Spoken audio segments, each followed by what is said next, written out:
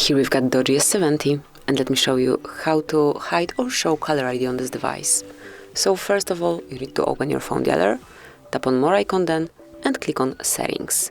Here you need to pick Call and Accounts and go to yours, in my case it is Play. Now find and pick Additional Settings. As you can see, you need to wait a couple of seconds. And now tap on Caller ID. And here you can pick Hide or Show your number, so it's up to you. If you'll pick Hide number, your number will be hidden in all outgoing calls.